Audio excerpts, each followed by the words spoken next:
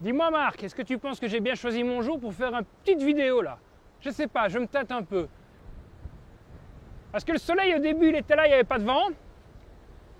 Mais là j'en peux plus. C'est tempête! Chers abonnés et futurs abonnés, bonjour et bienvenue dans cette vidéo. Aujourd'hui je suis très content car j'attends depuis des mois une voiture et elle est enfin arrivée. Je pense que vous l'avez reconnu, il s'agit bien évidemment de l'Audi e-tron GT. Ne vous inquiétez pas, on va la regarder en long et en large et puis nous prendrons même la route avec, je suis même très impatient. Mais avant, je tiens à remercier les garages Lorenz qui nous prêtent cette voiture. Ils sont concessionnaires Audi, VW, Seat, Skoda, à Arlon, mais également à Neufchâteau. Si vous avez des questions, n'hésitez pas à aller. Alors maintenant, arrêtons de discuter et place à l'essai.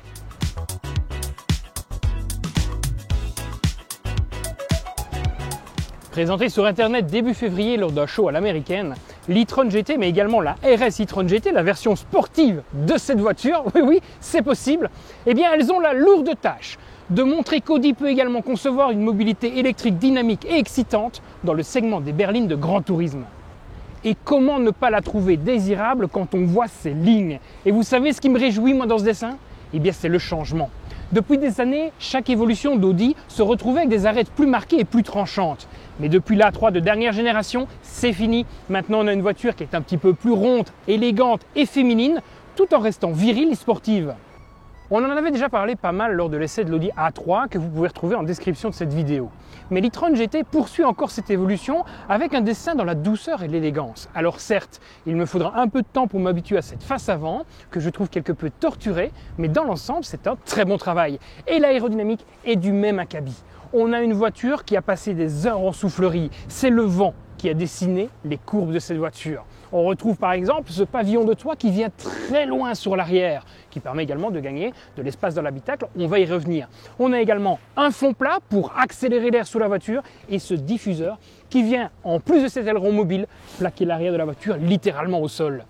Et cela se ressent également à l'avant, avec cette nouvelle calandre hexagonale, fermée dans une teinte différente. Donc on peut l'avoir en trois teintes, soit dans la teinte de la carrosserie, en noir ou avec cette couleur-ci, qui personnellement, moi, ça ne m'attire pas des masses. Mais il y a également une aérodynamique très retravaillée, avec ici, une entrée d'air qui va permettre de venir créer un rideau d'air devant les jantes pour améliorer la pénétration dans l'air. Et ici, nous avons des ailettes dynamiques qui ont pour but soit d'envoyer plus d'air sur les mâchoires de frein pour les refroidir, ça c'est quand on met la voiture en mode sport, soit de les fermer pour gagner en efficience, en efficacité énergétique. Puis regardez-moi ces feux avant, des tout nouveaux feux à LED matriciel équipés de lasers, c'est juste exceptionnel. Donc on retrouve d'abord les petits segments à LED ici qui sont magnifiques et dynamiques. Donc si je prends la clé, je pense qu'on peut assister à ce joli théâtre lumineux. Regardez-moi ça. C'est vraiment somptueux, c'est vraiment superbe.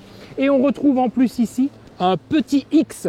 Ce X, vous le retrouverez chez Audi dans toutes les voitures équipées des feux laser. C'est un peu la nouvelle signature et je trouve ça très très joli. Et si on regarde ici, eh bien on retrouve des jantes optionnelles de 21 pouces avec un pneu de 265 à l'avant et de 305 à l'arrière. Ça offre à cette voiture un grip exceptionnel. On a vraiment l'impression d'être dans un karting. Par contre, ça a un défaut également qui dit maximum d'adhérence, dit également augmentation de la consommation.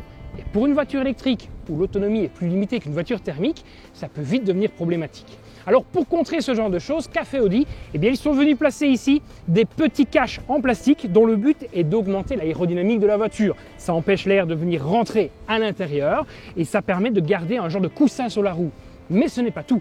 Vous vous rappelez qu'à l'avant on a ouvert les ailettes en mode sport pour faire rentrer de l'air et refroidir le disque de frein. Le but étant d'évacuer cet air sans qu'il sorte autour de la roue pour ne pas créer de turbulence. Résultat, ces ailettes vont permettre de garder l'air à l'intérieur. Et en plus, nous avons ici un extracteur qui va faire couler l'air chaud le long de la portière.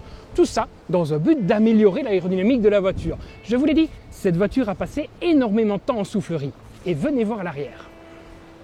Et voici maintenant l'arrière, la pièce maîtresse de cette voiture. Moi, je suis un grand fan de ces nouveaux feux arrière, de ce profilé, mais également de cet extracteur.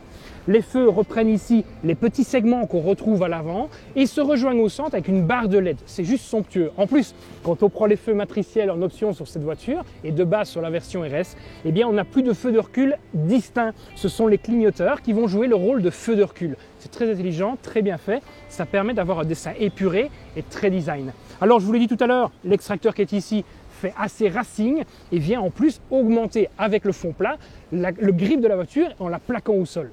Alors maintenant, j'aimerais qu'on reparte à l'avant ou en tout cas sur le côté. J'ai une dernière petite chose à vous montrer. Alors vous le savez, j'ai toujours été très critique avec l'emplacement des trappes de recharge pour voitures électriques et avec cet Audi, je me réconcilie un petit peu avec le groupe VAG. Au moment où j'avais essayé l'Audi e-tron, le SUV électrique de chez Audi, ils avaient placé la trappe du côté conducteur. C'est très bien parce que quand vous montez dans votre voiture, vous la voyez. Par contre, ça a un gros défaut.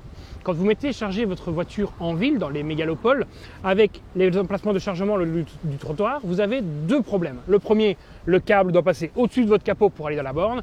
Et le deuxième, vous avez un câble qui dépasse du côté de la route. Alors déjà, ça peut endommager le système si quelqu'un vient l'accrocher. Mais il faut savoir également que dans certains pays, c'est formellement interdit d'avoir quelque chose qui dépasse du côté de la route. Ici, avec l'Audi e-tron, ils ont été beaucoup plus malins, en tout cas avec la e-tron GT, c'est qu'ils proposent la trappe principale du côté du trottoir. Merci Audi. Et vous pouvez, si vous le désirez, avoir en option une trappe de l'autre côté de la voiture. Et puisque nous sommes ici, j'aimerais vous parler des rétroviseurs de cette voiture. Comme vous pouvez le voir, et je trouve ça très dommage, il n'y a pas de caméra comme vous pouvez le retrouver sur l'Audi e-tron, le SUV. Non. Et ce n'est même pas disponible en option. Alors, il y a deux solutions. Soit nous avons ici un aveu de la part d'Audi qu'en fait les caméras ce n'est pas si pratique au quotidien, ou alors, et ça c'est mon avis personnel, vu qu'on a ici une base de Porsche Taycan, le câblage et le système n'est tout simplement pas prévu pour mettre des caméras.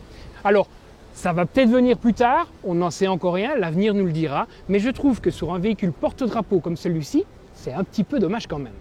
Alors, puisque nous avons commencé à parler de la technique, eh bien plongeons encore plus profondément. Si le style de cette GT n'a pas suffi à vous convaincre de sa superbe, sachez que c'est également, comme je vous l'ai dit, la demi-sœur de la Porsche Taycan 4S, avec qui elle partage bien des choses, à commencer par sa plateforme, appelée la J1 Performance. Ce châssis développé par Porsche embarque donc les mêmes technologies que dans les sportives électriques de la marque de Stuttgart, à savoir une batterie de 93,4 kWh, dont 85 sont exploitables.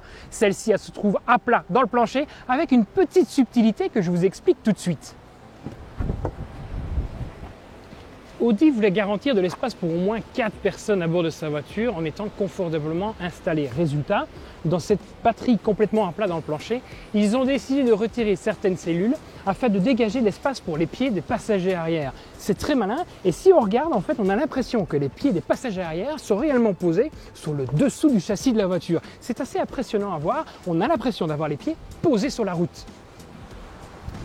Cette batterie permet à cette voiture de parcourir 487 km sans recharger d'après la norme WLTP, soit une consommation qui oscille entre 21,6 et 19,9 kWh au 100 km. Mais cette batterie a un atout. Elle est équipée de cellules lithium-ion de 800 volts, permettant des puissances de charge allant jusqu'à 270 kW.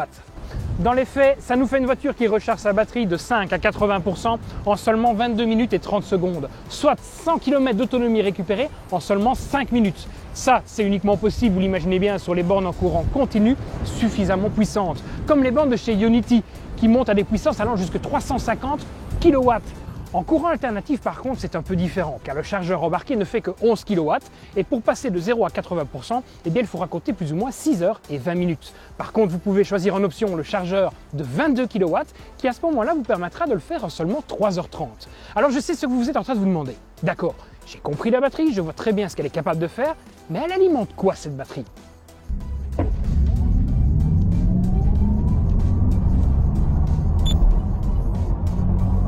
Alors, ça envoie, hein? C'est impressionnant, hein? Ouais, je sais. Et je vous promets qu'au volant, c'est encore plus impressionnant.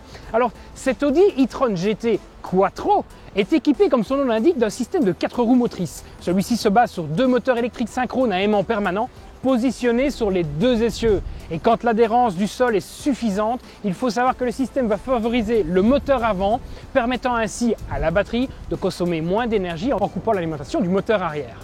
Alors le moteur avant, puisqu'on en parle, eh bien, il fait 238 chevaux, alors que le moteur arrière en fait 435. Et étonnamment, la puissance cumulée est plutôt basse avec 476 chevaux et 630 Nm. Alors je sais ce que vous allez vous dire, mais attends, 476 chevaux, c'est pas bas. Non, c'est vrai que ça reste assez conséquent. Mais quand on sait qu'on a un moteur de 435 à l'arrière et 238 à l'avant, on s'attend quand même à un peu plus. Mais Audi nous dit que grâce à la fonction Overboost disponible pendant 2,5 secondes, la voiture peut monter jusqu'à 530 chevaux et 640 Nm, et ce, grâce au Launch Control. Et le reste du temps, eh bien, cette réserve de puissance, comme je vais l'appeler, va permettre à la voiture de se rattraper en envoyant plus de couple à la roue arrière qui le nécessitera. Cette fonction Overboost permet à l'Audi e-tron GT d'aujourd'hui d'abattre le 0 à 100 en seulement 4,5 secondes et de pointer à 245 km/h en vitesse de pointe. J'adore savoir que la voiture en garde sous le pied au cas où. Mais j'aimerais aussi pouvoir profiter pleinement de cette puissance quand je le désire et pas seulement pendant 2,5 secondes. Alors il y a un truc qui me chiffonne. Pourquoi limiter cette puissance pendant 2,5 secondes? Pour moi, il n'y a que deux raisons valables. Soit c'est pour éviter d'endommager le moteur ou la batterie et ses cellules avec la surchauffe des composants. Ce serait compréhensible, mais personnellement je n'y crois pas car l'e-tron GT RS est bien plus puissante. Ou alors c'est une raison commerciale et le but était de garder une certaine hiérarchie dans les différents modèles de la gamme e-tron GT avec la RS plus puissante et celle-ci. Et c'est vrai que si elle avait été un peu plus puissante, la différence entre les deux n'aurait pas été assez marquée et n'aurait pas forcément justifié la différence de tarif. Mais ce n'est pas tout. Le moteur arrière est également équipé d'un différentiel autobloquant entièrement variable à pilotage électronique, autorisant un dynamisme accru, mais aussi une sécurité augmentée sur les chaussées à faible adhérence. En gros, la voiture peut choisir, en combinaison avec le freinage des roues, de bloquer le différentiel d'un côté ou de l'autre pour optimiser les performances. Et avec le couple instantané d'une électrique, je vous promets que ça pulse. Sachez également qu'Audi a fait le choix d'équiper le moteur arrière d'une boîte à 2 rapports permettant de meilleures performances combinées avec une meilleure autonomie à grande vitesse. Et puisque nous sommes à l'arrière, laissez-moi vous présenter le coffre de cet e-tron GT. Celui-ci fait 405 litres, mais il n'est pas très pratique, il faut le reconnaître. Certes, il est assez large, mais il est très bas. Et surtout, il est très profond, ce qui fait que si on veut toucher le bout, on le touche à peine. C'est pas forcément pratique. Celui-ci n'a pas de sous-coffre et en plus son plancher n'est pas plat avec le seuil de chargement que nous avons ici. Il faut descendre un peu plus bas. Personnellement, c'est pas le plus beau coffre que j'ai vu, mais bon, il est exploitable. On pourra mettre quelques valises pour partir, c'est pas un problème. Mais il faut savoir que c'est pas tout. À l'avant, on retrouve également un petit coffre. Alors celui-ci s'ouvre avec un bouton qui se trouve ici dans le montant de la portière. Résultat, sans ouvrir votre porte, vous ne pourrez pas y accéder. Et celui-ci fait exactement 81 litres.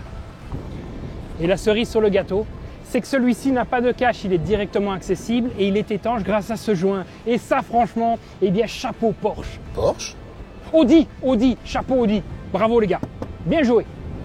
Ces espaces ont été rendus possibles grâce à la taille de la voiture qui approche dangereusement des 5 mètres, avec 4,99 m de long, 1,96 m de large sans les rétroviseurs et seulement 1,41 m de haut.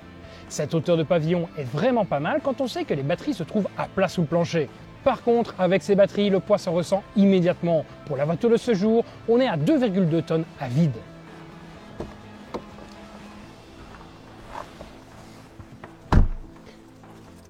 Alors, à l'intérieur, c'est luxe et raffinement.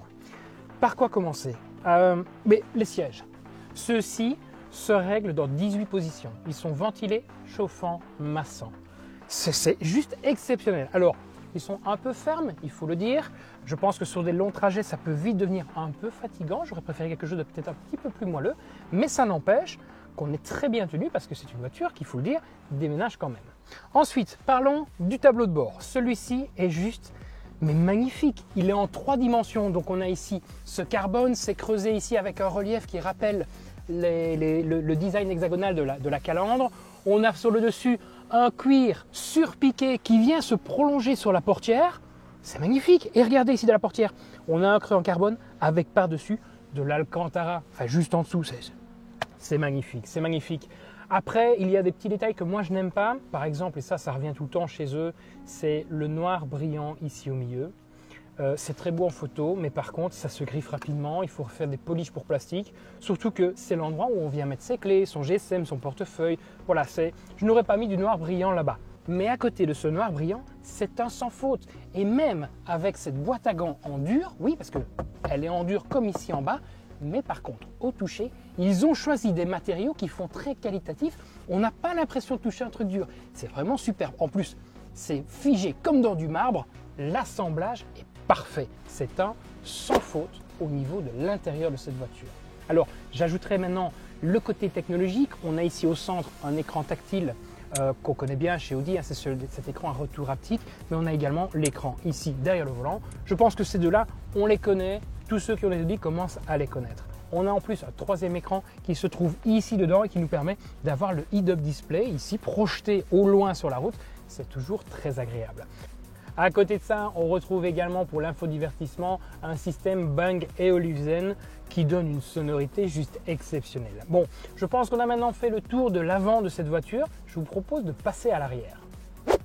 À l'arrière, je vous le disais tout à l'heure, la configuration des batteries a permis d'optimiser l'espace pour les pieds pour les occupants arrière. Résultat, on est bien installé. Je regrette juste de ne pas pouvoir glisser mes pieds sous le siège avant ou même d'avoir mes cuisses qui posent sur le siège ici. Mais au niveau du toit, ben voilà, je fais 1,87 m et j'ai encore plus ou moins, je vais dire, 4-5 cm au-dessus de la tête avant de toucher ce toit. C'est quand même très agréable et très appréciable. Par contre, pour ce qui est de la place centrale, eh bien celle-ci est réellement anecdotique. Vous avez en plus une assise qui est inconfortable, vous êtes plus haut, vous touchez le toit. Vu la largeur du tunnel central, on a place pour rien mettre. C'est vraiment très désagréable. Moi personnellement, je vois cette voiture comme une GT 4 places avec une place de dépannage au centre. C'est tout. Ne pensez pas faire 300 km à cet endroit. Alors, vous êtes en train de vous dire, mais attends, il vient de parler de tunnel central. À quoi sert ce tunnel central? Il n'y a pas de transmission, il n'y a pas d'échappement. C'est vrai, ce tunnel central, en fait, il a été utilisé par Audi pour passer les câbles à haute tension, mais également le module de régulation de la haute tension de la batterie au niveau de la console centrale à l'avant. C'est très intelligent de leur part, ça permet aussi d'avoir une voiture plus basse et de dégager de l'espace au niveau de l'épaisseur de la batterie. Bon, arrêtons de discuter, il est maintenant temps de prendre la route et de découvrir ce qu'elle a réellement dans le ventre.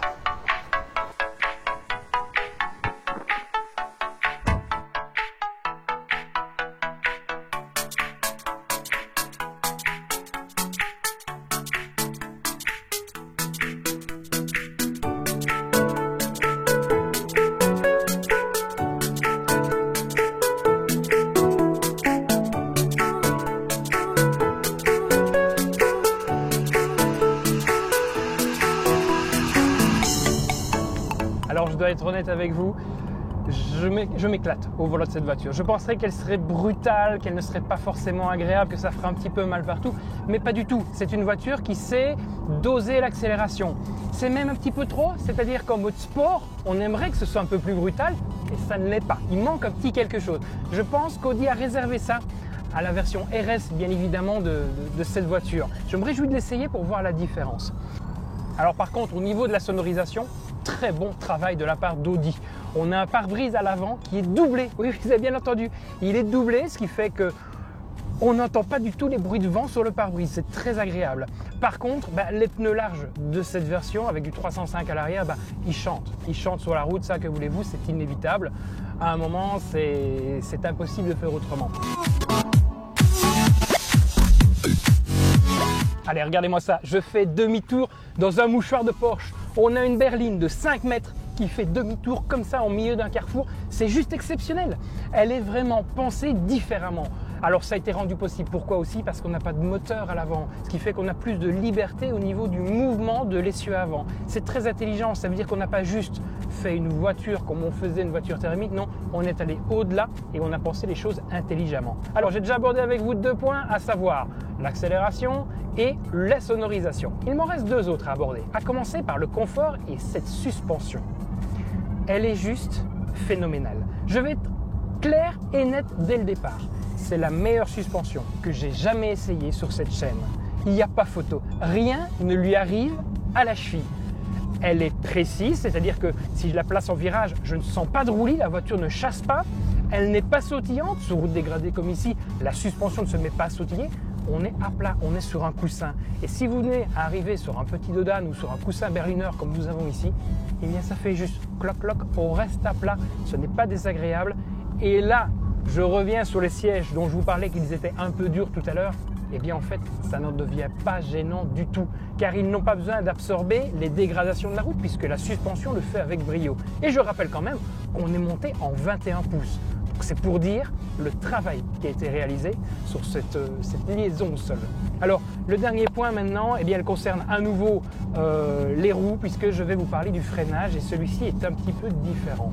On a ce qu'on appelle un brake by wire, c'est-à-dire qu'on n'a plus un système hydraulique relié directement à la pédale. Non, on a un système électronique. Malgré tout, vous avez une pédale qui a une certaine retenue. Ça a été réalisé grâce à l'ajout d'un ballon au niveau du système de freinage pour simuler l'effet d'une pédale conventionnelle. Mais en fait, derrière, c'est ce système électronique qui va convertir ça en signal pour les freins. Alors, ça a deux avantages. Le premier avantage, et pas des moindres, c'est que ça permet de jouer entre la régénération et le freinage sans avoir la moindre perception du changement d'un à l'autre. Et le deuxième, eh bien, c'est qu'en cas de freinage d'urgence, on n'a pas besoin de pousser comme un orage sur la pédale. Non, on touche la pédale comme je vais le faire maintenant. Vous êtes prêts? Oh, Wouh! Alors, ça freine comme pas possible. Et en plus, je viens de déclencher tout le système Presense. Donc, je viens d'entendre les vitres qui ont donné un coup vers le haut pour être certain qu'elles soient bien fermées. J'ai ma ceinture qui vient de me coller dans le siège. Et tout s'est allumé pour protéger les occupants de cette voiture. Très très bon travail d'Audi. Donc voilà, pour revenir à ce que je disais, c'est ça aussi le freinage by-wired. C'est un système intelligent qui fonctionne avec la voiture au-delà du simple système hydraulique.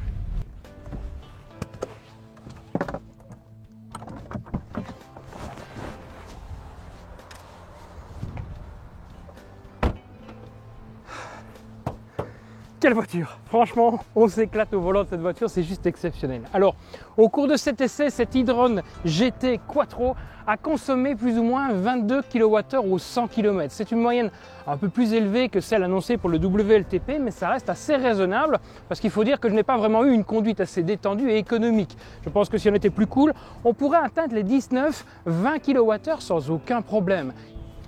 Il me reste maintenant à parler avec vous du tarif de cette fantastique voiture.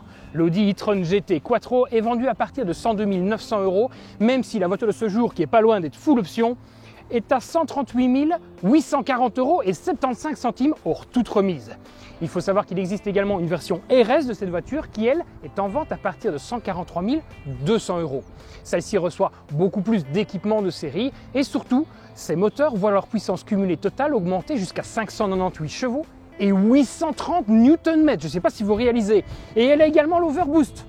Pour 2,5 secondes, elle passe à une puissance totale de 646 chevaux. Ça ne me donne qu'une seule envie, c'est de contacter Lorenz immédiatement pour essayer de réserver un essai de cette RS e-tron GT. Avec 830 Nm, ça doit être un véritable monstre. Et ça me donne vraiment envie d'essayer pour voir si elle a ce petit côté brutal qui manque à cette version. Alors il ne faut pas penser que cette voiture n'a que des qualités, elle a également des défauts. Je commencerai déjà par son tarif, qui n'est pas loin de faire fuir plus d'un Audi addict, mais également ses places arrière. Je suis désolé, ce n'est pas une 5 places, ceci est une GT 4 places pour moi, sans oublier son coffre qui aurait pu être un petit peu plus pratique. Mais ces deux derniers points sont quand même assez inhérents à cette ligne de coupé. Que voulez-vous, à un moment le style l'a un petit peu emporté sur la praticité, mais également l'aérodynamique. Le dernier point, et pas des moindres, c'est également la hauteur de caisse. On a une voiture qui, par exemple, ici à l'avant, se retrouve à un peu moins de 12 cm du sol. C'est très très bas. Il faudra donc être très prudent quand on arrive dans des zones comme ici, avec des égouttoirs, pour ne pas accrocher les bas de caisse ou les pare-chocs avant. Heureusement, avec la suspension adaptative, on peut, sur ce modèle, monter la voiture ou la descendre de respectivement 20 ou 22 mm. Ces quelques points négatifs n'entachent en rien le bilan général de cette voiture qui est très positif. Et la conso. Comment? T'oublies la conso, toi. Ah non, je suis désolé. La consommation de 22 kWh n'est en rien un point négatif, bien au contraire. Je rappelle qu'on a une voiture qui est équipée à l'arrière de pneus de 305, c'est pas rien, et de 265 à l'avant. Résultat, ce n'est pas étonnant que cette voiture consomme plus. Vous l'auriez équipée à l'arrière avec des pneus de 235, 245, je vous garantis que la consommation aurait été tout autre. Et puis, il ne faut pas oublier qu'en conduite plus coulée, je suis descendu, si tu me permets, à 19 kWh, tu l'as vu toi-même tout à l'heure, ce qui n'est pas rien, c'est un très très bon score pour une voiture de ce gabarit. Bon, à côté de ça, on a une voiture qui a un comportement exceptionnel, je vous l'ai dit tout à l'heure, avec une sonorité choisie par les ingénieurs pour l'ambiance à bord qui est très jouissive. Je ne sais pas si vous avez pu l'entendre pendant qu'on roulait, parce que c'est assez difficile de capter ça avec la caméra, mais ils ont prévu une ambiance sonore à l'accélération, surtout sur le mode sport, qui permet d'avoir un ressenti du moteur à l'intérieur, comme si vous aviez un petit moteur. C'est très agréable, ça donne un petit côté sportif que j'aime beaucoup, vraiment beaucoup.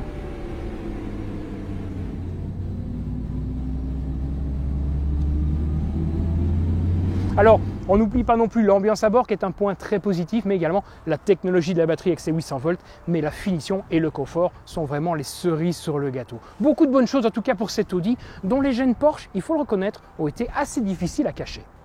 D'ailleurs, en regardant du côté de chez Porsche, on peut deviner ce qui nous attend chez Audi, avec très certainement une e-tron GT avant Allroad, ou même une version d'accès en propulsion avec une plus petite batterie de 79,2 kWh, tournant aux alentours des 78 000 € si on suit la même logique tarifaire que pour cette version basée sur la Porsche Taycan 4S. Un bel avenir que nous prépare ainsi Audi avec cette e-tron GT qui risque de faire parler d'elle encore très longtemps. Et voilà qui termine cette vidéo, je vous remercie de l'avoir regardé jusqu'au bout. D'ailleurs, merci à vous pour votre patience parce qu'avec le vent, ça n'a pas forcément dû être toujours très agréable pour vous. Je le verrai au moment du montage, j'espère en tout cas que ça s'est bien passé. Si vous avez aimé cette vidéo, vous savez comment ça marche, vous pouvez toujours laisser un pouce bleu, ça fait toujours plaisir, voire un petit commentaire en dessous, on essaie de répondre vraiment à tout le monde. Si la chaîne vous intéresse, n'oubliez pas non plus de vous abonner, ça nous permet autant à Marc qu'à moi d'essayer toujours plus de voitures pour vous en montrer toujours plus et ça nous fait super plaisir. Alors voilà. C'est maintenant terminé, je vais devoir aller rendre cette voiture et je vous avoue que j'ai du mal, c'est pas facile. Prenez soin de vous et à la prochaine.